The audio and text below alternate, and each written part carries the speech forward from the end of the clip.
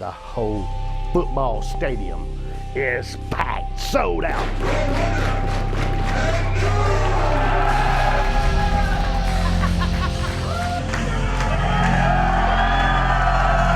Woo! It's coming your way.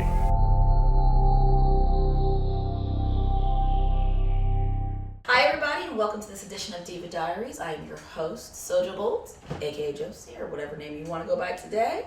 I am here with the extremely talented, the extremely lovely, and her face is still on even though she wrestled with it on. Hell yeah. Thunder Rosa. Hi. Thank you for having me. Oh, thank you for coming. No, it's been a pleasure. Like I said, it's been such an amazing weekend, and just to be here and to wrestle for the first time ever in one of the WrestleCons has been an honor. WrestleCon is a beast. It It's is. a beast. It is. I don't like to date the interviews, but I don't care if people know. This is WrestleCon. It's like the biggest wrestling convention of the year. Yes. It follows WrestleMania. If you've never been, you need to go. Yeah. It's insane. Every person that's not signed, say WWE, is there. Yes, Literally. pretty much. Literally, everybody's there. Yeah. And sometimes they're there too. They're just peeking around with a hood on. I know, that's Yeah. what somebody told me. Like Rich Swann ran by. I'm like, no, I saw, I guess there was somebody actually like a scout from WWE in Oh, our yeah. show. Oh, yeah. I know. It was, and I They was were like, there. what? Excuse me? Why didn't you come and introduce him to me? You know, hi, I'm Thunder Rosa. Your hand, you grab him by the hand, like, hi, and just walk away. Hilarious. So yes, we're at WrestleCon, and you just did the Women's Super Show, Yes. which was phenomenal. Yes, it was. So much talent. It was. There's a lot of talent. There's a lot of girls that I have worked with in all over the country, and it was nice to see them again. It's just like a high school reunion. It's I a feel huge, big, ugly high school reunion. Yeah, and it That's was exactly what it is. It was really good. It was really good to have them there. Yeah. Really happy. Like, once a year. That's all we need to do it though. Ready to go home. Well, I like to start at the very beginning, and when I say the beginning, I want to know where you were born. I was born in Tijuana, Mexico. Woo, woo! In a very small hospital called Belén in downtown Tijuana. My parents used to take me there. The hospital is not there anymore. Okay. So I'm the third of four girls, but I'm the boy of the house. Gotcha. As you can see, I'm a wrestler right now, una luchadora. But yeah, my parents didn't like me to do any sports when I was young. Really? Yeah. But I was always very, like I used to like do whatever I wanted. I played with my neighbors, all of them were boys, Mm-hmm. and I was very drawn to physical activity. I don't know why. Yeah. Sure. It's fun. Yeah. Yeah. And I was very independent too. I was like, that's the funny part. Like my parents said that when I was like 2.5, I was already talking, having conversations, and I was always very like ahead of everybody. Mm-hmm. Can I ask, because I'm not well versed in Mexican culture, as far as the female demeanor, usually you find to be very quiet and You're like, well, maybe not you, Not me. maybe not you. Yeah. The few Latina friends that I have were raised traditionally, usually very Catholic, very almost subservient. We got married her off. We started popping out some babies. 4 girls in a family? Yes. So my mom got married really young. She was 18, and it was her first boyfriend. My dad was her first boyfriend. So, but she was pregnant before she got married. So she had a big bum when she got married, And but she was kind of forced because she got pregnant. So it's like, yeah, you gotta get married. So yeah, in that aspect, my mom was sort of like that. But one thing that my mom taught me, once she started noticing that I was more independent than all my sisters, was like, she told me not to be like her. She's like, you want to be somebody in life? Don't be like me. Take the reins of your life and do what you want to do. If you want to be an astronaut, go and be an astronaut. Even if your parents, even if we don't support you, do it. Wow. Because she knew like there's a couple things that she doesn't like, but she always like encouraged that once I was older. But yeah, she was very like that, and then my sisters are that way. I will say that. Okay. And I'm like I said, I'm the boy of the house. I was always very strong-minded, and I was like, oh hell no, you don't tell me how to live my life, And even with my parents. But they knew I was going somewhere. Okay. So they saw your independence early in life. Did they push you to do any activities, or did they push you into any sports or like dance? Like I find like a lot of wrestlers have theater background or lots of sports, soccer, stuff like that. I found out things on my own. My parents were never like, oh, you should do this, oh, you should do that. They were just like, get good grades. Don't get pregnant when you're 16, because that's pretty normal. Don't get pregnant. That was the thing in the house. Don't get pregnant when you're 16. My house too. I'm a youngest of 10. I have 4 sisters. And every female in my family has had their first child by 19. Girl. Including my mom, my grandma, my mother, like literally every female in my family. Yeah. And here we are. I'm not going to say my age. You can Wikipedia if you want. 0 kids. Me too. Yeah. So I'm like, yeah. So that was the thing at the house. Like, don't have kids, and just finish school. Like, because my mom never finished school. She finished until like middle school. My dad finished into middle school because he got kicked out. And then my sister, she got pregnant when she was 16, the one before me. And then my other sister just finished high school. Gotcha. So it was like, for them, it was very important for me to finish school. So that was like one thing it was pushed, but it was never like, you need to get straight A's or anything. But I was very competitive. I was like, I got to be the best in the class.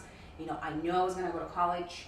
I knew I could be the best. And if I didn't have anybody pushing me all the time, at least I could do it on my own. Yeah. But it was because I don't even know. Like, my parents are not that way. But I saw my cousins being like that, and I saw other people that I look up to, and I was like, I can do this, you know. Although I don't have the sport, I know I can do it. So school was a big thing for me, you know. And I was really like, I was a nerd of the class. And you were a nerd? How? I was always getting straight A's. I just loved studying, and I love being the one the teachers fed, and like the one like, oh yeah, she's so smart. Oh yeah, she can do it. You know, I like that. I like that attention, because that's the kind of attention I had. And then I started discovering things on my own. Like, I like reading. I like acting when I was like on 9th grade. I like to be in the asambleas, which are like big events every 6 months in the schools in Mexico. So we'll perform, like we'll do dances, and I love being in this stuff. And then they brought theater to our school in elementary school. So I was like, I like that. I want to be part of that. So in middle school, we had the opportunity to do that stuff in extracurricular activities. Okay. So I'll get on that, and then we have PE, which that's when I fell in love with sports. Because I already like sports, and so I played basketball when I was 9 years old, but I would go to practice by myself because my parents they had their own issues. Okay. And I would do it on my own, but that's how driven I was, because I want to learn how to play basketball. Yeah. So I learned that, and then in middle school, that's when I got more into it. And then in high school, we stopped having PE because they get more focused on academics. So you can go to take a test and then go to the university. So I got very focused on that. And then very fortunately, my dad applied for our residency to the United States. And I was able to move here when I was 17 years old. Not here in Orlando, but in San Diego, California. Gotcha. So my life completely changed when I was 17 years old. So were you out of school at 17 then? No, I wasn't. I actually moved to San Diego, California, and started going to a new school. Had to learn, a new language, a new culture.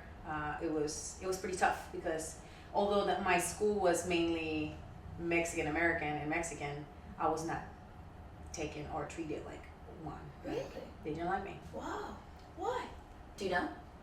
Yeah, I think it was because they felt I was too cocky, and I didn't want to be in ESL classes. I want to learn English. Mm-hmm. I'm in America. Mm-hmm. I came here to learn English. I came here to be successful. Mm-hmm. And I knew that I wanted to go to college. That was my goal back then. Mm-hmm. And being in an ESL class, it was gonna hold me back. But I didn't know how to speak English. Mm-hmm.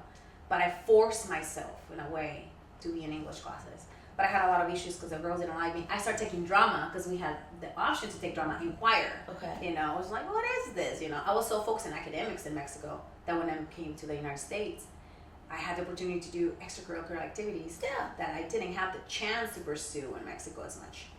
So I fell in love with that, and my drama teacher actually saw a lot of potential in me, and a lot of girls didn't like that. So my first week, 3 girls tried to jump me.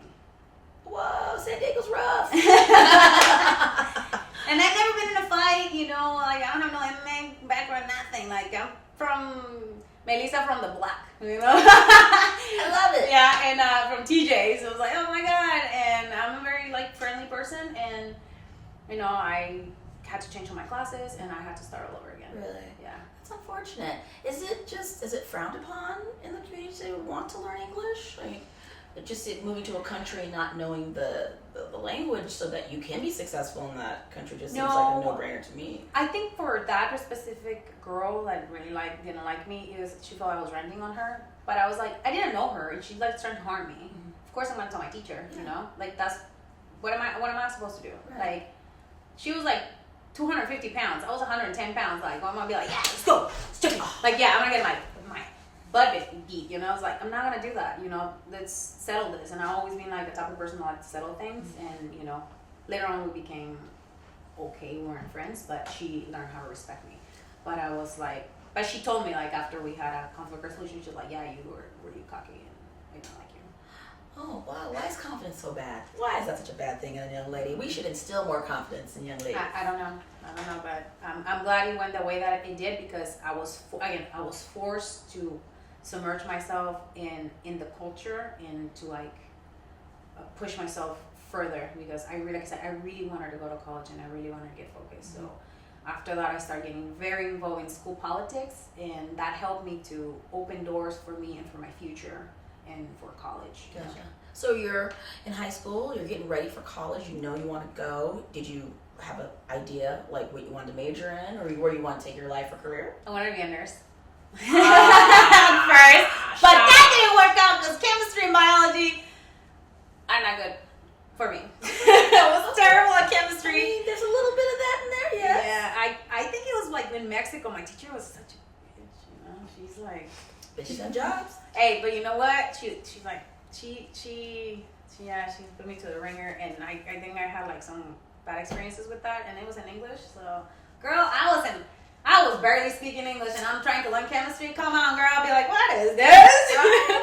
I barely understand Spanish. Oh my Jesus. God. So things took me to politics, and again, I became after a couple years a student body vice president of my community college. Okay. That's when I met my husband at the same time, and my life changed because he's a huge supporter of my career, and this is starting from college, and he's the one who was like, get involved as much as you can, get all the resources that you can, because I know you're gonna go to a great college, but you need to get out of your situation, mm-hmm. and you need to stop being a victim, mm-hmm. and do what you need to do. You know, don't be like your mom, like she said. So a lot of things happened in my personal life. I was able to move in with him, and then everything took off from there. Right. You know, I went to UC Berkeley. With a great school. Number one public school in the country. With a lot of scholarships, because again, I was like, I'm gonna go with some money. I'm not gonna pay for everything, and I went on my own. Like, I helped my parents as much as I could because I was working 2 jobs to help them to pay rent and stuff like that. And I had to like let them go, and I said, Dad, I have to save money for my future. So I went to college. We moved in a Caravan Dodge, 1985. It took us 15 hours to drive from San Diego to San Francisco. It was overheating every hour. We're pouring water every time we're coming in. Because that is not a 15-hour drive. No, it is an 8-hour drive. Thank you. It is an 8-hour drive. I just want to make sure I understood that. We had to stop for 2 hours because it was overheating every hour. And we had some money saved and a lot of hopes for the future. He had no job. I had just crossing my fingers. It was an adventure. So we were able to do it together, and after I graduated from UC Berkeley, I was working with inner city kids in the city of Oakland before and after I graduated, and I was in a very difficult spot in my life and where I didn't know what else to do. It was working with kids like that make you realize how lucky you are, but it's also very challenging because they spit on you, they pull your hair, they tell you how ugly you are, how this and this and that, and they break your spirit. And you see that they have so much potential, but because of their mental health problems and all the other abuse and stuff that they've gone through, they can't see that. Mm-hmm. So that's how I started going to shows, like wrestling shows. So that was my wrestling shows. So that was my outlet. That was my outlet. Your stress release, your entertainment. Yeah. So you hadn't really watched wrestling before that time? I started watching when I was with my husband because he was a big wrestling fan, and he was like, I want to take you to the shows, blah, blah, blah. So we went to WrestleMania 25, and that's when I started like I really like it, and I started watching wrestling before that. So I watched the TNA Knockout. I really like that because that's when it was really good, like Sarah Stock and stuff like that. Which reminds me, she's actually one of my main, people that I follow and I look up to. And I love what she used to do in TNA. So that happened, and then we started going to the indie shows, and I was like, well, this is completely different than WWE. So at one point, we were at a show, APW show in Hayward, California, and at the garage. And they say, there's a tryout tomorrow. And I was a supervisor in a rehab facility for kids that have mental health and, drug problems and alcohol. And he was like, go, just call off, just don't go to work. I'm like, dude, you're crazy. Like, I'm freaking like 26. I can't flip. I'm out of shape. Who does that? Who just shows up to a wrestling school, tries out? And he's like, you can run. You have good cardio. I'm like, but do you? Girl, so I'm coming the next day, right? Like with my jeans and these like compression pants and a shirt, and I'm like, okay, I'm ready. My tennis shoes are ready. I can't run. Yeah. So we run for like 2 miles. I was dying, and then we were just like exercising, doing squats until we dropped. And then I was like, oh my god. And then like they have to do some like holds and like flips. Okay. And I was like, Jesus Christ. And whoever won get a scholarship, right? So of course somebody younger than me won. And some other girl got second place and she got a discount, and I got 5th place. So I was like, hey, that's not that bad. Wait, is this girl still wrestling, by the way? No, she quit. It's money well spent. No, but this is not over. So I was like, all right, cool. So I was like, I'm gonna do this. I'm gonna get in shape, but I'm not gonna pay yet because I'm not ready. Physically, I'm not ready. Mentally, I'm not ready. I don't know any of the moves. I don't know anything. I don't know nothing. You were just watching to enjoy, right? Yeah, wrestling was a third, 4th language for me. Wow. I didn't watch wrestling when I was young. Like, believe me, like I've seen so many of our veterans, and they come and introduce themselves, and I'm like, who's this person? Because I didn't watch wrestling in Mexico. I watched lucha. I watched AAA. I watched CMLL. It's like I know Mascarita Sagrada. I know Santo. I know Blue Demon. Because they were in the movies on Sundays and they're free. I know Pimpinela, like people, this is part of my culture, Well, that's the difference between Mexico and America, too, is that they really cherish their stars, and they want to put them in those high profile, like those movies and, products, puts wrestling over that everybody enjoys. Girl, like they're in the soap operas, right? Yeah. There was one, Selena was in it, Conan was in it. No, everybody used to love Conan because he used to rap. And I was like, oh, he's the coolest dude ever, right? That's why I know Conan so well, because he used to rap, he used to be in soap operas. That's our culture. I used to watch soap operas from 4 o'clock to 10 o'clock at night. So it's like, yeah, I know who these people are, but when I'm here and I was like, oh, talking about this person, talking about that other person, I'm just like, sorry, I don't know who these people are. I feel stupid, but it was like, again, this is a whole different culture for me, So I was like, all right, let's learn it. Yeah. So you did it. I know. You signed up. You did it. I signed up, and my life pretty much changed. And that little change, when I was working with these kids, helped them realize that they can change their lives too. So when I left the job to work another job that will allow me to be a wrestler, there was 2 letters that 2 girls wrote for me, and then you just like, I'll never forget. One of them was, she made me cry because like they did like a goodbye party for me, and she was like, you are an inspiration for me to change my life. I thought that I'd always be selling dope and being a prostitute, but seeing the change in your body and the change in your attitude, and like how how hard you hold your dreams to your heart, I know I can change my life.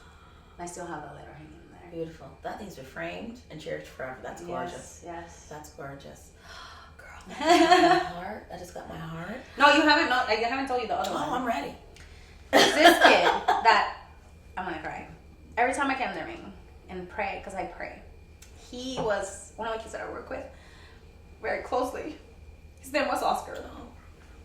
We used to run together. We used to talk about our goals, right? And I used to talk about how like I love wrestling and like how it's changed my life. And he's like, yeah, you helped me change my life and everything. 2 years after he got shot by the police because he relapsed.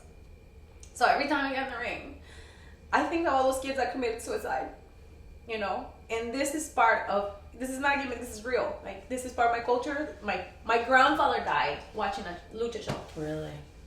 And my uncle told me when I did a huge show where I got signed by Lucha Underground. Okay. So it is destiny for me to be in the ring. And Oscar, whatever you are, like, all this is for you and for all those kids that died. Honestly, it's like, they changed my life. And that's what I'm here for. To change other people's lives. You got it. Bro, you never know who's watching. Okay? That's why you gotta be good all the time. Yeah. For real. That was beautiful. Well, those fans or those people who reach out to you to let you know that that little thing that you didn't think mattered at all meant everything to them. You know, that today a couple of fans came to me and said it's moving. It's worth more than the $20 that I make selling a shirt, because it's like you're touching their lives. You know, it goes beyond. And sometimes I feel like a lot of us lost touch with that, and we get so caught up on like, oh, this movie is better, oh, my driver is better, oh, my armbar is better.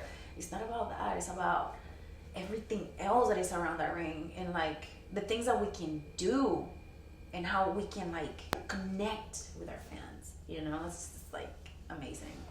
People forget. Yeah, girl, you're doing good. So you signed up, you start training. Were there other women training at the time? Yeah, they were. Lots of women? No, there was this other girl, and this other girl, she had a baby, and, you know, like, just life took over and she couldn't do it.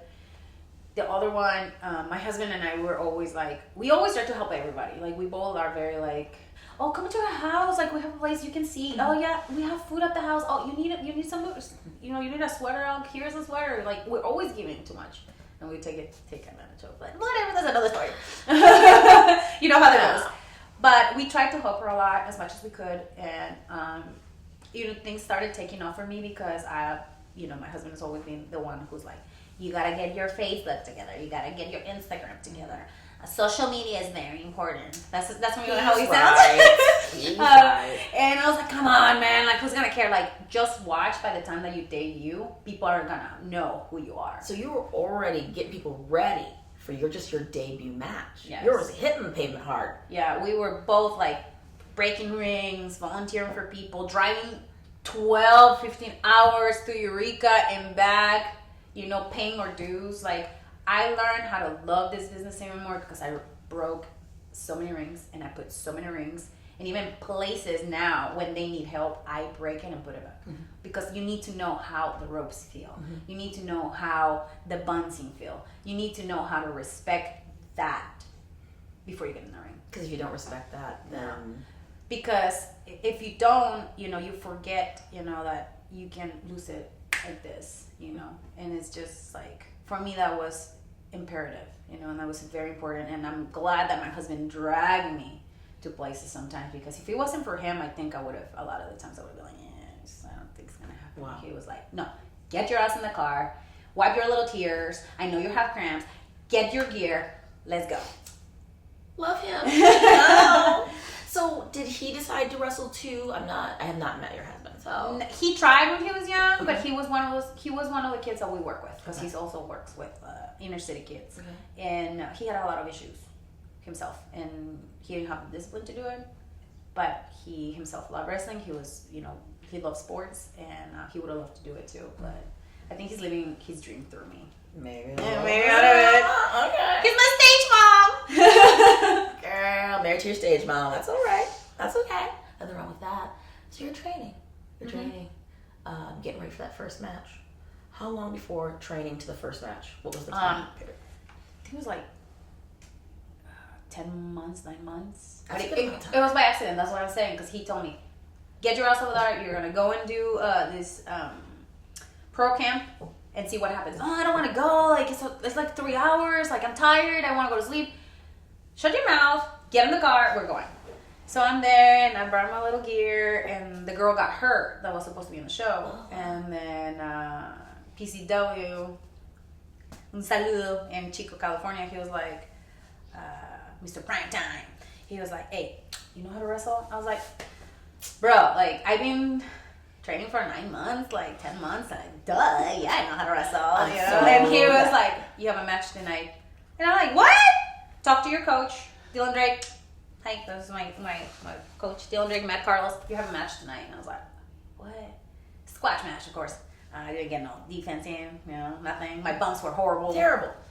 One of those matches that I'm like, watch it on YouTube and you can see how good I got. Wait a second. This match is on YouTube? I think so. Oh, I'm so sorry. No, it's fine. It's good. People need to see where you started and where you are right now. I always feel like people don't need to see everything. You know what I mean? There's so much pressure to be good so fast, but the mistakes you need to make to get good are so important. Not everybody has to. Yeah, not everybody has to see that. They life eat everything. You don't need to see my bad bumps because you want to see my good ones.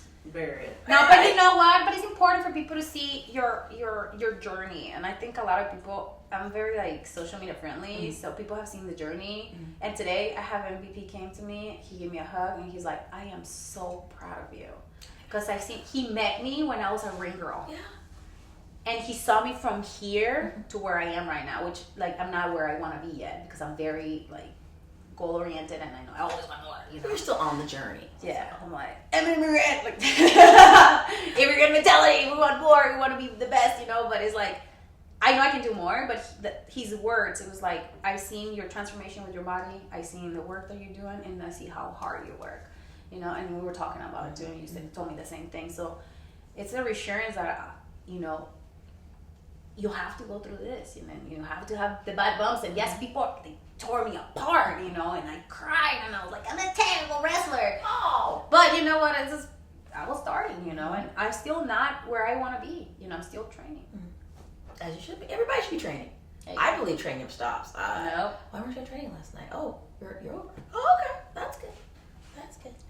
Hope it doesn't get stale. Hope it don't have to learn anything new. All right. No. All right. So you have this match. Who was it with? It was with Amanda Rotten. Well, that's not a good. What? Yeah. A person with the last name Rotten? Yeah. She was wrestling with jeans on and everything. It was great. You guys can see it on YouTube. Was it truly rotten? That's a good idea. So how did it go? It went well for what it was, but I think that moment I realized that if I debut somebody else, I will definitely work for them to look their best. Mm-hmm. Because regardless of how green somebody is, I think that as a veteran, like you really have to show something in the people, like help them out, because if they look good, you look good, right? And that's work for you later on. It is. It is. And like my coaches always tell me, like Matt Carlos and Dylan Drake, if you can make a broom look good, you're the greatest worker in the world. The famous broom match. Yes. Yeah, I'm serious. Yes. Ours was the beanie cap. Beanie cap? If you can put that beanie cap over and make them look good, you can do it to anybody. And I've seen some pretty fantastic beanie cap matches. Beanie cap always goes over. Yeah, and so that's true. I remember that, but that has taught me, being humble, and for those that are coming up, that I want them to remember working with me and feeling like she helped me. She was really good, and she gave me good feedback. She was not pushy. She was not telling me, you better not mess up. You better not mess up. It's like, because I was, I messed up, and thankfully, like, people weren't as bad, but, I had some bad experiences. But, yeah. I mean, bad experiences happen. But what I like to do is remember how easy this was and how I was willing to work with you. I need you to do this in the future when it's your turn. Yeah. Take somebody under your wing. Don't be mean to them just because they're green, because being green is not a crime. No. Okay. We were all green. In fact, we all still green. And you know what? That's one of the things that I noticed is like when I work with some of the green people or less experienced than me, those are some of my best matches, because you challenge the other person and you get to guide them and you get to work with them. You don't have somebody like, oh my god, if I mess up, like I'm gonna get my ass beat, which is like fuck. 'Cause it happened to me, when I was in Japan, like I have a terrible memory. And when I was in Japan, man, I got my ass beat. And I learned my lesson. I don't want to skip Japan yet. I don't want to skip it. I don't want to skip over anything. I'm not talking about it. I don't want to talk about Japan yet. But what I want to talk about is, so you had your first match and it didn't scare you away. No. You're ready for more. Hell got it. So California's scene, as far as women's wrestling, hasn't been known for being very plentiful. Yeah. And also, it doesn't help that California is such a big state, long state. Yes. You know what I mean? So you had your North California and you have your South California, right? Everybody's so spread out. Yeah. Okay. So who was there to work with? Who could you work with to get better? Damn, who did I work with? Well, my first matches were with Kimi Shellhammer. She's from Northern California, and then Kikyo Nakamura, and who else did I work with a lot? Nicole Savoy. That was one of the people I looked up to when I started, because she was like, you know, up and going. Then I got to work with Christina Boneri, one of my big first matches before I went to Japan. Gotcha. And then it just, everything happened so fast, because after I had my match with Christina, it was like not even 3 months in, I went to Japan. Well, Yes. and so less than 3 months in business, you're off to Japan. Yes. Look, I feel like we're going to talk about it right now. Yeah. Okay, so let's talk. All right, so you're having good matches in America. Now you're going to Japan. Yeah. You already had a passport, I'm guessing? You're already ready to go? Girl, You're ready? no, I'm not ready. I'm at work in a meeting. See, nobody's ready. You know. Nobody's ever ready for Japan. Chula and Melissa sent me a text message. Hey girl, we have an opportunity for you to go to Japan. And I'm like, what? And I'm like, text my husband. Hey man, like, she texted me. Oh, I'm so excited. What should I do? I was like, are you dumb? Like, you need to do what you need to do, girl. Like, you like now. And I was like, what do I need? Like, a passport. So I'm in a meeting. And I'm like frantically looking for an appointment because I'm Mexican. So I'm like, oh my God, I need to make an appointment for my passport. It's like, so I'm looking. The only available appointment is in San Diego. I live in San Francisco Bay Area. It's a 9-hour, 10-hour drive. And I tell babe, I gotta go. And he's like, what do you mean you gotta go? I was like, I gotta go to San Diego and get my passport. And he's like, all right, do what you gotta do. Yeah. So I told my boss, oh, I have an emergency at work. What emergency? I had an emergency with my parents. I have to go to San Diego. Okay. So I'm like 10 hours, like non-sleeping. Got to San Diego at 3 in the morning. But Ma, I love you. Bye, I love you. I gotta go the thing tomorrow. I go, I get it. My parents were like, what are you getting this for? I'm going to Japan. For what? To wrestle. For how long? 3 months. 3 months? Are you out of your mind? I'm like, yeah, I am. But I gotta do this because this is my bucket list, you know. Everybody that I talk to, they want to go to Japan. So there goes me. I got my passport in 1 week, and I got my passport. What else do you need? No, you need this, and you need this. Things didn't go through. The one that I wanted. Really? So I just went and ventured myself. That could have deported me and anything, but I told you, if something just comes in mind, my husband was like, you get in that thing, we'll make it work. Okay. So you made it work? We made it work. We made it work. We did it. And it was such an amazing experience in terms of friendship. You know, I met Starfire from Mexico. I met Nikki Storm. I met a ton of people from all over the world, you know. Met great friends in Japan, you know. My Japanese parents, they're awesome people. One of my best friends is there, and it was such an amazing experience and eye-opening. And it gave me not only the opportunity to learn about myself, but to learn about the business and the respect that people have for wrestling in Japan. Oh yeah, it's a much different culture over there, and the respect level as far as being an athlete. That and like being the senpai and the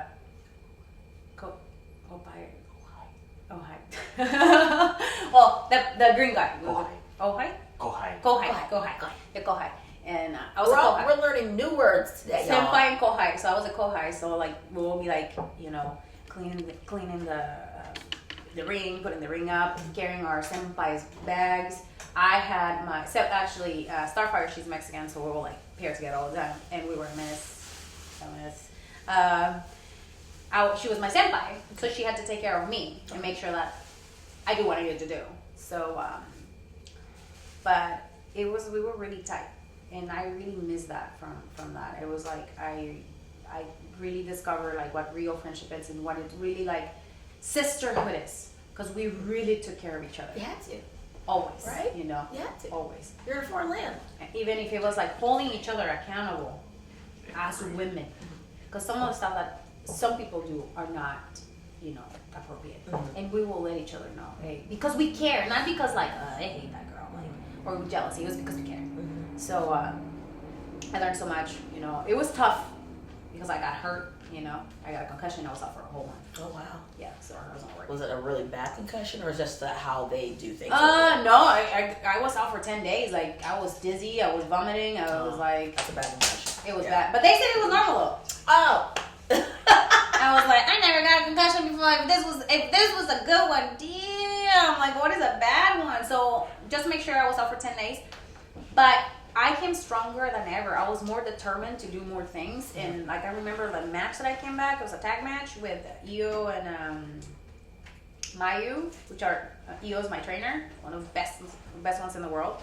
I got my ass kicked. I got all the heat and the combat and everything and the pin and everything, right? Because like a Kohai takes all the pins. I take all the pins over there. I was like, pin me, baby, baby, ready? So I was. And we're done. It was eye-opening, and I gained the respect. And then when I left, my senpai Io cut up, she said please come back. My last match, and that meant everything to me. More than money, more than anything. That your coach from Japan, you earn the respect from them because they know that you have heart. Tell you to come back. That was it. That was it for me. Wow. And then from there on, things took off. My husband did all the work on social media while I was over there. Hey, I'm coming back from Japan. Come and book me. And then he was like, post pictures, post promos. We were doing a lot of promos. That's when my Godzilla came into the place because I have a baby Godzilla that comes with me everywhere I go. Like, he has more miles than anybody else, and this business, he's always with me, my traveling companion. He was in promos with Nikki, with Starfire. Relationships came about with some of my friends from Spain now, from Mexico, all over the world. Yeah. So Japan was the gateway for me to success, I would say, because that's how, my team, which is my husband and I, we took it. We're like, you're going to do this and you're going to take off. Right. And you took it seriously. Absolutely. That one opportunity, you took it so seriously. You never know if you're going to get it again. That's why when they told me, go and get your passport, I drove 10 hours until I could have risked not, having a job, security, everything, and I was like, this is it. This is my destiny. I'm doing this. And I did it. They did. Yeah. Here we are. So you go to Japan, you were there for 3 months. Okay. Bam, you come back. You've learned so much. You're a changed person. You're not the same person you left. No. Okay. So now you're going to come back to training at your old school. Yes, I did. Okay. And you've learned all these new skills. Yeah. Okay.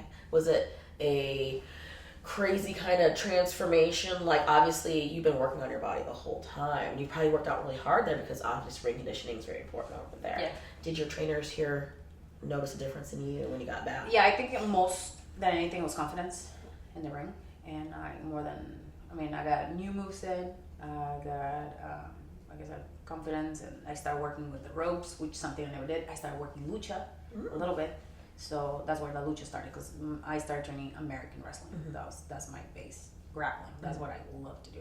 And from there, it just started, evolving. Like, I came here, started working in Southern California. So people started watching me over there. They wanted me more there. Then I get an opportunity to work in Mexico. Then Stardom came to the United States, and they had a show. So everything started just evolving. During that show, Lucha Underground was there. Lucha Underground was there? Yeah. At the Stardom show? Yeah. Okay. There was Marty Elias, Chris Joseph, and Aaron Van Wagen. They were there in the shows. Chris watched me in a match, and he came to me, he introduced himself to me. I had no idea who he was. So I was like, hey, what's up, Chris? Oh, my name's Dr. Rosa. I speak 3 languages. Like, yeah, you should totally work with me. That was you. That was me. That was me. Oh, and Marty Elias too. That's what I'm telling you. I don't watch wrestling, so I don't know who these people are. So I was like, yeah, you did a great job. I did one match. It was a tag match with Hudson Envy. And we talked oh yeah, this is my car. Boom. Then I had another show. Eric Van Wagen came. He gave me his card. Then I talked to him on my way back to You know. You got in the car and you're talking to him while you're driving home. Yeah, I'm like, yeah, well, you have a real? No, not really, but I have experience in this, I have experience in that. Okay, let's talk later, right? Cool. Waited, didn't hear anything. Then I was ready to go to Mexico for a tour, my first tour in Mexico. And Chris calls me, and she's like, hey, Thunder Rosa. And I'm like, hi. And it's like, this is the Joseph. And I'm like, hi, the Joseph, how are you? Now I get ready. You better answer the phone. You know, and I was like, all right, That cool. was fun. And I was like, hi, the Joseph, how are you? How you doing? Yeah, I'm on the phone. Yeah, we have something for you. It's called Cobra Moon.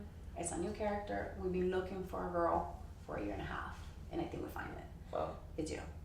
I was like, for real? Like, are you sure? Like, I'm going to Mexico. You know that, right? It's like, no problem. We'll fly you in, go and do your stuff. We want you here. We want you to be part of our Lucha family. Oh. People been knocking on that door, sending their emails, sending their videos.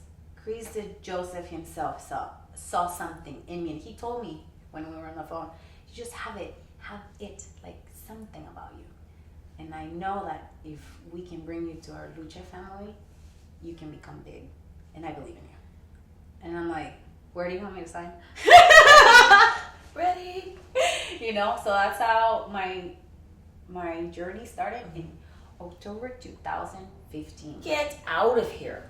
With Lucha Underground. Wow. Yeah. That's insane. Before they called, was the goal to be on television? WWE? I just wanted to go to Japan and Mexico. That was my goal. Those were the goals. Yeah, and I was like, if I can get, I started watching Lucha Underground in Japan, but I never watched the story behind the matches. I would just watch the matches, and I thought it was like sick. That's fine. But Stories. yeah, they were like not good DVDs. They were just like a bunch of matches. Here they are, and no, but I was talking about it, because it was getting hot, and some of my friends got signed, and some of my friends say my name when they were like, we're looking for a girl. They said it, oh, you should look for Thunder Rosa. Then the staff came to one of the local shows where I was working there, and they watched me, and they were like, yeah, that Thunder Rosa girl, she has a lot of charisma. You should bring her over. And then when they went to the show, they were like, you're right. She's good, Mm-hmm. But when I went there, I swear I almost shit my pants. What?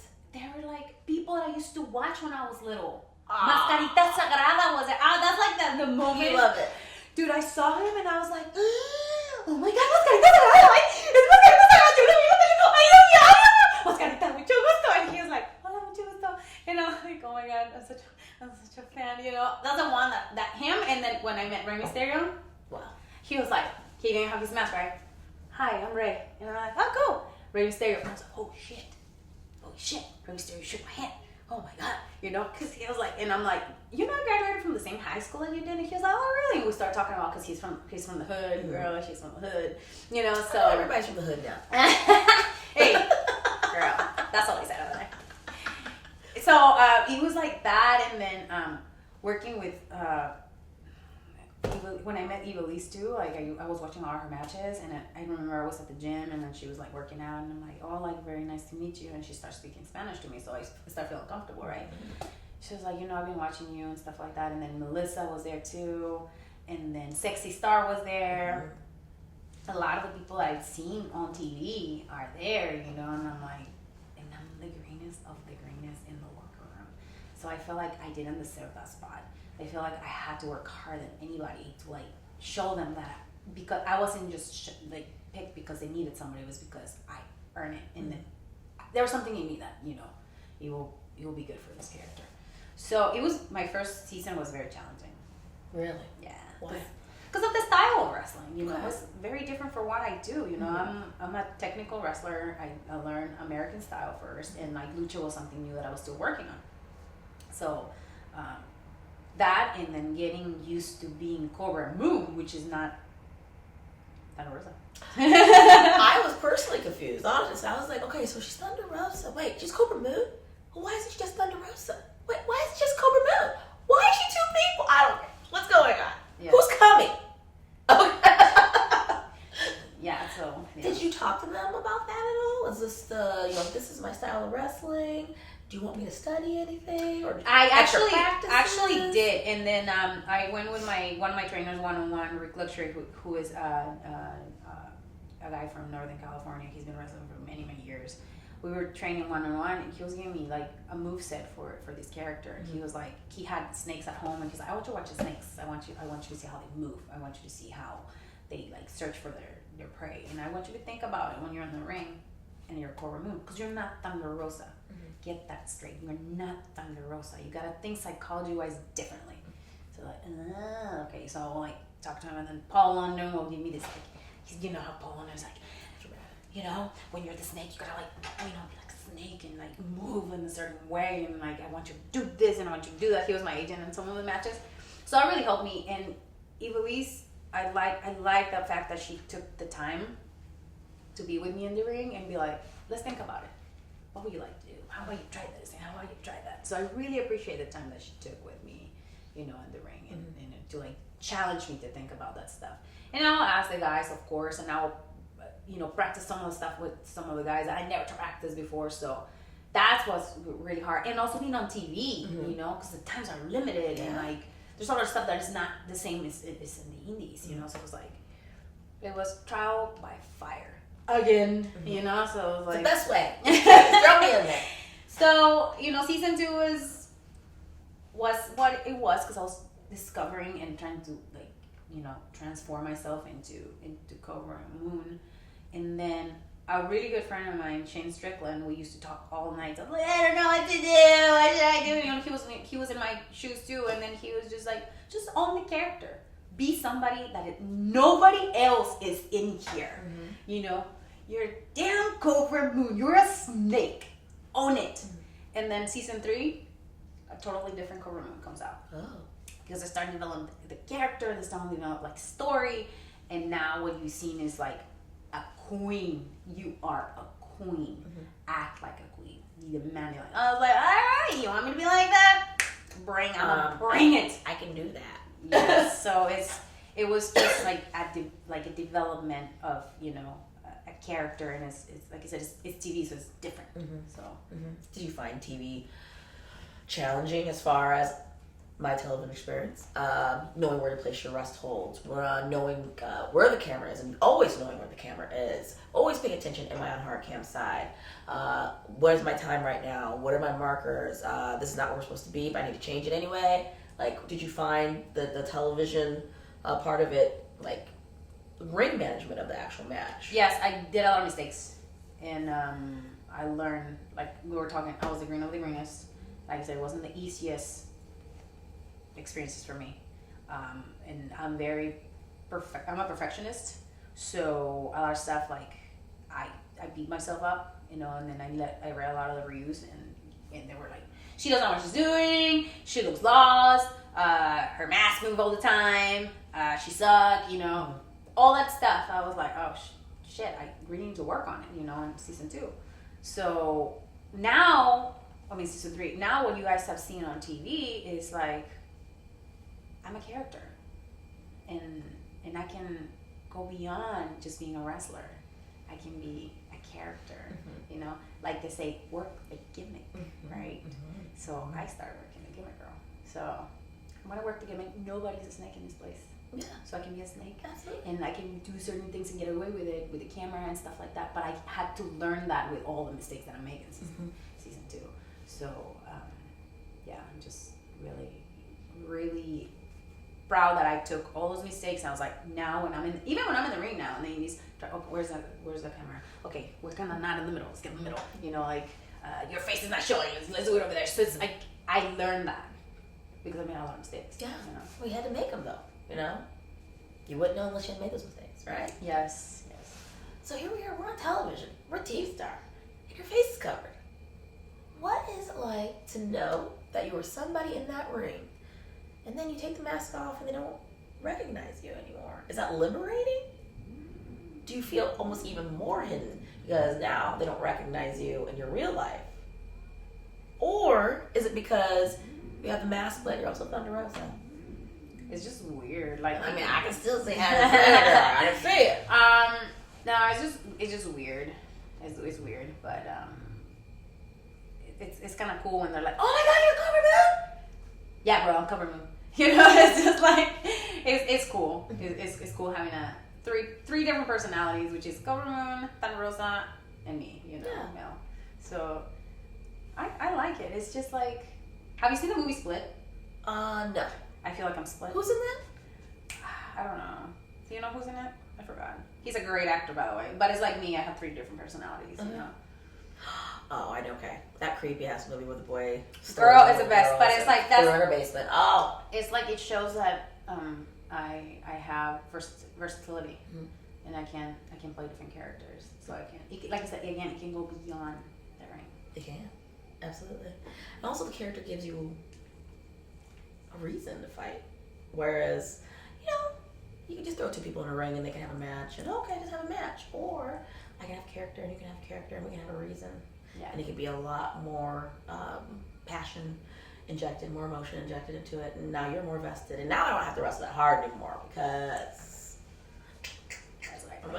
one of those, Yeah. I was found because when I wrestled, I'm just black girl, Josie. You can't take that off. I wear this face wherever I go. Maybe I can change my makeup or change my hair, but I'm always still the same face. Yes. We should have 3 faces. I do. Yeah. 1, 2, 3, yeah. Right? So do you ever wake up and you're just like, oh, I do not want to be Cobra Moon today. I just want to be. No, I actually like to be Cobra Moon because I don't have to put a lot of makeup on. That is convenient. That's convenient. But it's challenging too because I'm a very happy person and I'm always laughing and stuff.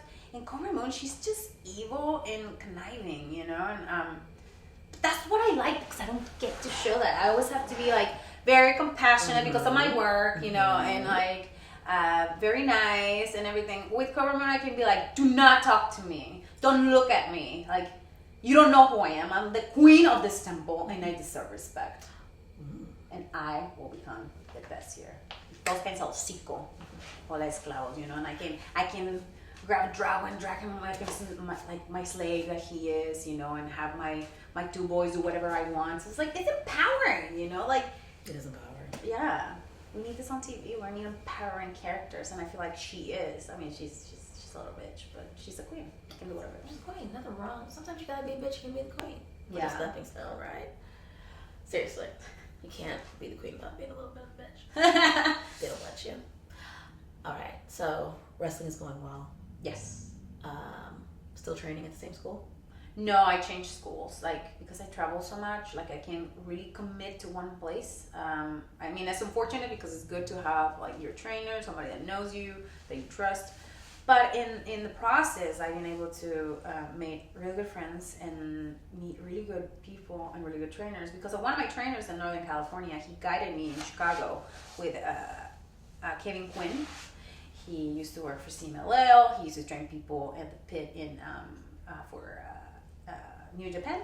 He trained Joey Ryan. He trained many people from New Japan. This is Nakamura. Yeah, he was one of the people that trained him. So I met him a couple months ago when I went to Chicago. I spent there a couple of days, and I've been training with him when I go to Chicago. Okay. When I go to Mexico, I try to train at the Hercules Gymnasium with Dr. Cerebro and stuff like that. In Northern California, I've been training on and off with my trainer, Fantasma, and he pushes me all the time. He says that I have so much talent, but I just have to échale ganas, mija, échale ganas. I gotta put the time in the ring, and he wants me to be a good luchadora, and he wants me to be somebody that I can work with anybody, So he's always pushing me with that. And then I train with Great Luxury, and right now I'm just back and forth. And now I'm focusing on becoming a better acrobat, I will say. So I'm taking acrobatic classes. Gotcha. And parkour classes, because that's popular. Wait, there are parkour classes? Girl. You gotta learn how to do that? I thought that was just Have you seen Lucha Underground? Okay. But he kind of brought that with him. So it's so many other things that I have to learn. And again, I started really old, so I gotta... Old. Just old everybody else. Oh, older. Okay, older. So, yes, I'm trying to learn as much as I can. And but I'm really happy with what I have. And today I dedicated my match to my coach, Kevin Quinn. He's been amazing. He would have been proud of your match today, girl. I saw and I watched it. That babyface pop was huge. Oh, they're so happy. Yes. awesome. So you're training all these different schools, and you're picking up all this knowledge, different styles, right? Yes. You're gonna be a complete wrestler. Absolutely. So you're wrestling everywhere. You've wrestled in the Midwest. You wrestled in the South. You wrestled overseas. Where's your favorite place to wrestle right now? My favorite place to wrestle? I love Chicago. Because, like, people in Chicago take their wrestling super serious. Like, too seriously. No, okay, a little bit. Yes, but they're like your worst critics. Like, if I suck, they will tell me your match was awful, and I'm like, thanks, bro. But it's like, that's what you need sometimes. You can't be like, you're like the best, you're great all the time. You're like, no, bro, like, come on, like, be honest, you know.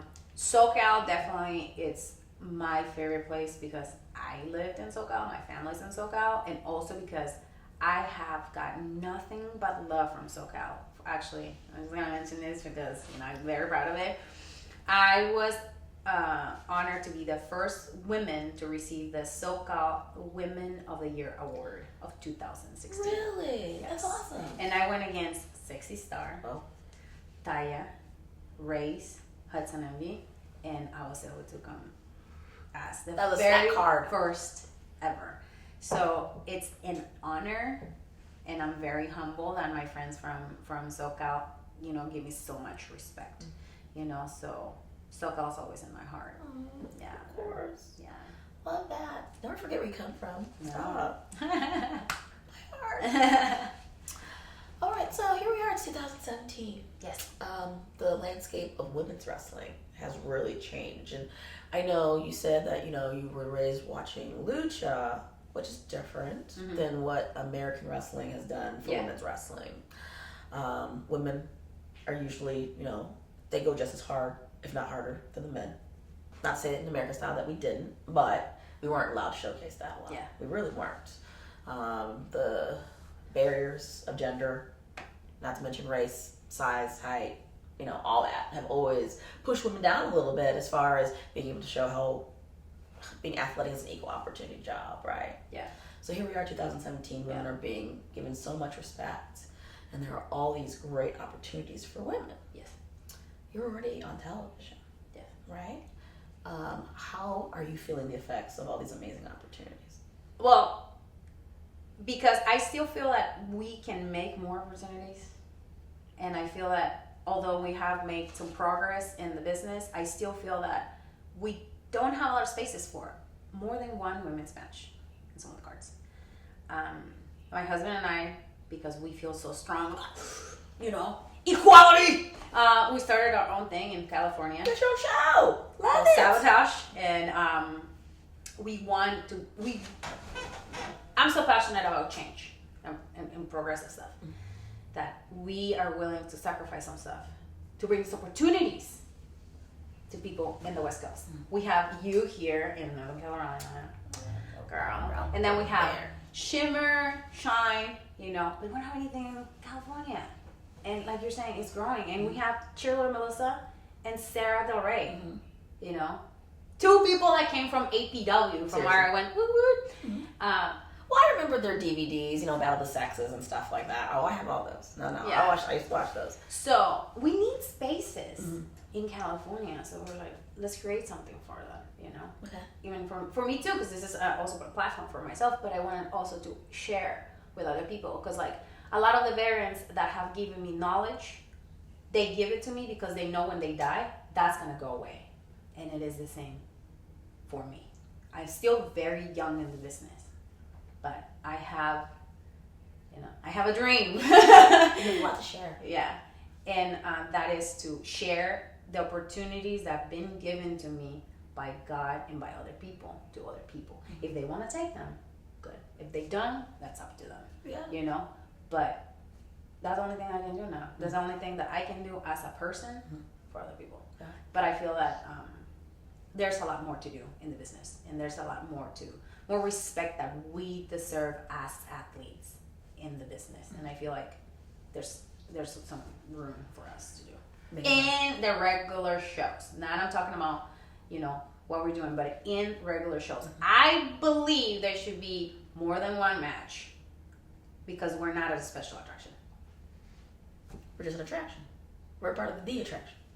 But Yeah. It's all good. So you're saying there are enough women in your area to be able to do things like that? Because there was a time where there just weren't that many female wrestlers. Where 2017, that's not the case. No. Everybody's a wrestler now. Everybody's a wrestler. Well, they can claim they are. You're a wrestler.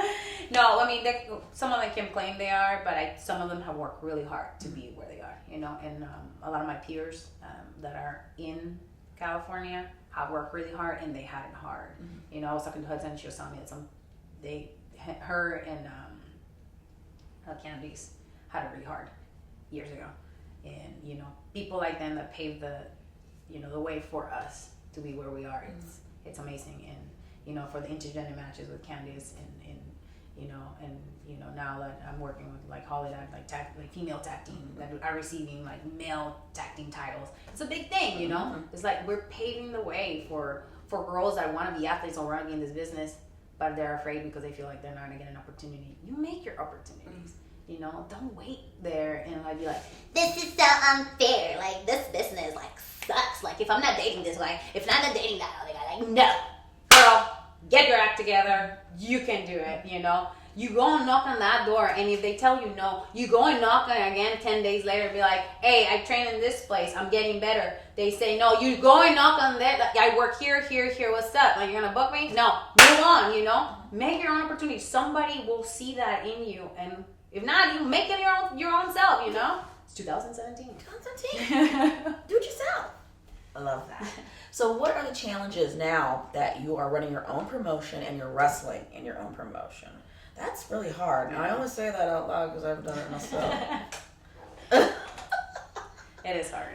It's hard. It is hard because you have to, like, make sure you stay, like, focused and then you have a good match, but you have a good show, too. Mm-hmm. That, you know, your talent get taken care of, that things get done and the way that you like them, that you're not fighting with your partner, you know, it's just like a hard part, but it's not impossible. And like our second show went a lot better, and there's a lot of things that you can do that people are not doing that, you know, otherwise like you can do better if you don't do it yourself. Mm-hmm. So that's one of the things that I've been able to do. My husband is in charge of like the booking and stuff, and I'm in charge of like the pre-show and like the meet and greet. I'm a people's person. Gotcha. You know, and I think having a good fan interaction and having the fans happy and to spend like their hardworking money, because some of the tickets are not that cheap, is great. And to see other aspects of the wrestler, as not as a wrestler but as an entertainer, is important. So I'm all about, you know, entertaining people and, you know, connecting with people, and that's what I want to like pass on to other people that work with us, and that's what I've been able to do for the second show. Hopefully the third show is the same thing. You're 2 shows in. Wow. Yeah. I'm on my 20th show. Girl. Time flies. But it's fun. It's fun. So your husband's enjoying it too. Yes. Because he's been all along. He started it all. He encouraged you to do this. Yeah. So this is a dream of him. So it's just like as much as he supports me, I have to support this. So like you were saying, sometimes we have to fail in order to be successful. Yeah. Not sometimes, pretty much all the time. Peaks and valleys, girl. We gotta experience this and then you know, see if it's worth it for the future. If it's not, we can move on and do something else. Mm-hmm. But it's better to be like, we tried, we succeed, or we tried and we failed, than we never tried. Right. You know. So are the women appreciative of this opportunity? Yes. That you're bringing them all together in one spot to do this? They are, and like some of them that have, you know, been really grateful for what we have done. We don't have a lot to offer, but what we have, you know, we do it with a lot of passion and a lot of care, and every time they're on a show, they know they're appreciated, and they know that we do as much as we can to promote them, you know, and not to promote ourselves in cases. And then there's opportunities that can come from this, but it's up to them if they want to, like, you know, reach out and, you know, and do it. Mm-hmm. But yeah. Are you ready for your third show? Well, I have to drive 20 hours to Texas. No. No. Girl, hey, we're doing a tour, and we're doing like a little research in Texas. This will be one of the first ever shows, mostly all women shows done in Texas. So that is something. Yeah. You know, we're bringing something new to a new territory. Okay. You know, You're expanding. You're excited. I'm excited, and I'm excited. I'm scared, but our girls are excited, and our champion is really excited. She's been, getting a lot of pub. It's like Delilah Doom. Mm-hmm. She's a little blue hair girl. She sure has been getting a lot. Yes, and she has 3 championships right now. So where do you put all these championships though? I don't know, but I'm really proud of her. So, and she believes in us. We believe in her. That's the way it should be. Yeah. Right. I love that. So here we are, the boom of the women's wrestling revolution. I don't know if you heard the news. Literally just today, WWE announced that they were having a women's tournament. I'm not surprised. I mean, we all knew that was coming. We already knew that was coming. Okay, they called. You're already signed to a contract, so obviously you cannot participate. Yeah. If you were not on television, would you want to participate? I think if the opportunity will come, and I'll see that will be something to parachute my career even more, why not? It's a great platform. It's like freaking universal platform. I mean, I wouldn't be like, no, I'm gonna screw you. You know what? I love your Valley Girl voice, and I think you need a 4th character. I think you need a 4th face, because I dig it. I love it. No, I mean, life gives you opportunities. You either take them or you leave them, And I've seen some people go to the WWE, stay there for a little while, then come back to the Indies and then make bang, girl, I heard from one of our vendors today, make as much money as you want while you can. And if that is your platform, use that as a platform. If you want to be there and work for the big company, go ahead.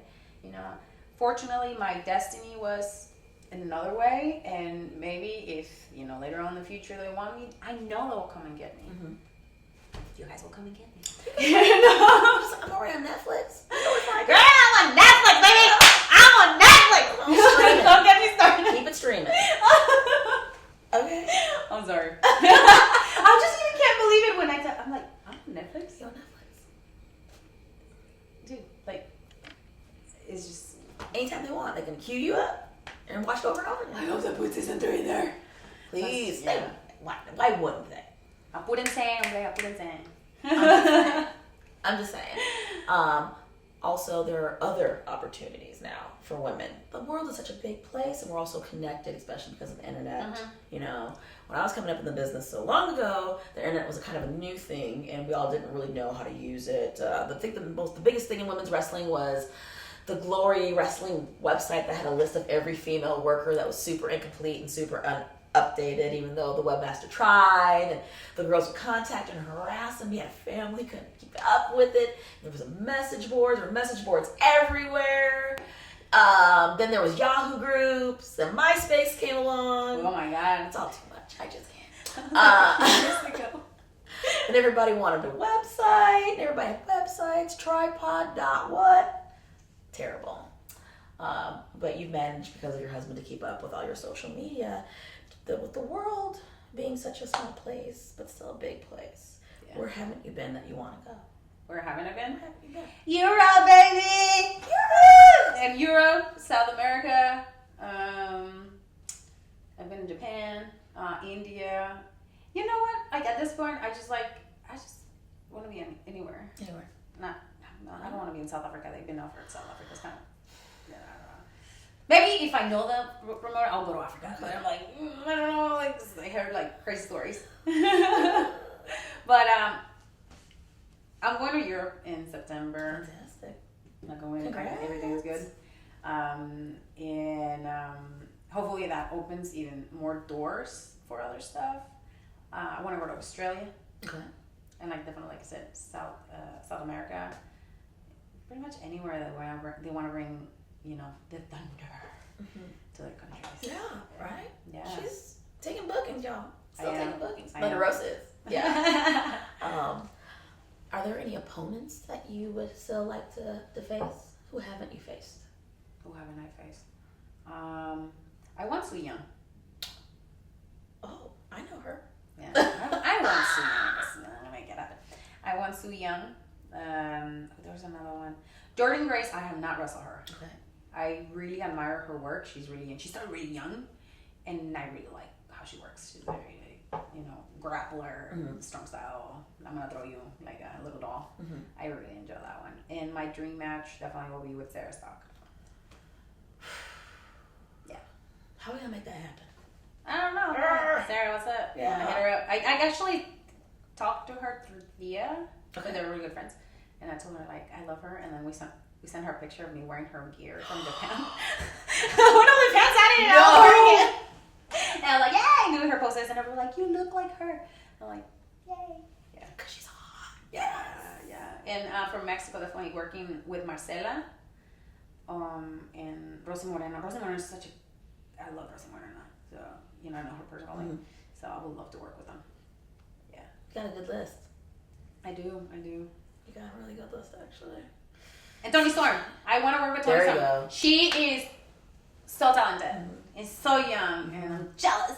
And she's like, nice butt. So are you. No worries. Thank you. No But I worries. really want to work her. Yeah. All good names. Yeah. And totally doable. Oh yeah. Totally doable. That's gonna happen, girl. Okay. Just shoot me a list. Your dreams come true sometimes. I am kind of wrapping up the interview. It has been really awesome talking to you. You're full of energy, you're full of life, you're so full of positivity. Thank you. Which I do want to tell you. I mean, I've seen you on posters, and I watch the general a little bit. I don't like to watch too much wrestling. I don't want to get burnt That's all out. right, girl. I'm not trying to get burnt out, But what really strikes me is that people highly recommend you. People talk only good things about you, which in business, as we both know, is not always the case. Deserved or not deserved. But every person who I've ever spoken to about you has only had high things to say about you. Seriously. And I'm all about that recommendation. You can show me a match all day, but I want a recommendation. Who likes this bitch?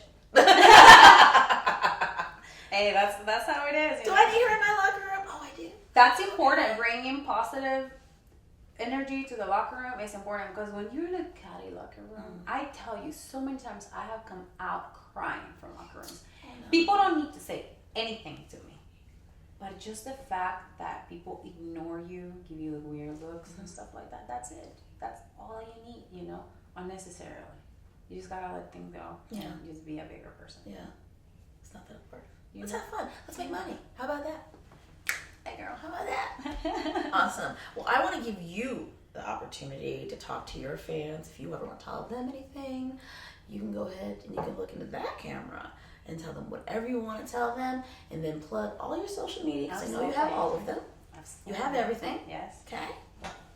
All right, guys. Thank you so much for being in the journey with me and continue to support me and bringing me like little gifts here and there. I appreciate all of you, like all those little girls that paint their faces when they come to the shows, and the parents that paint their faces. I appreciate that from the bottom of my heart.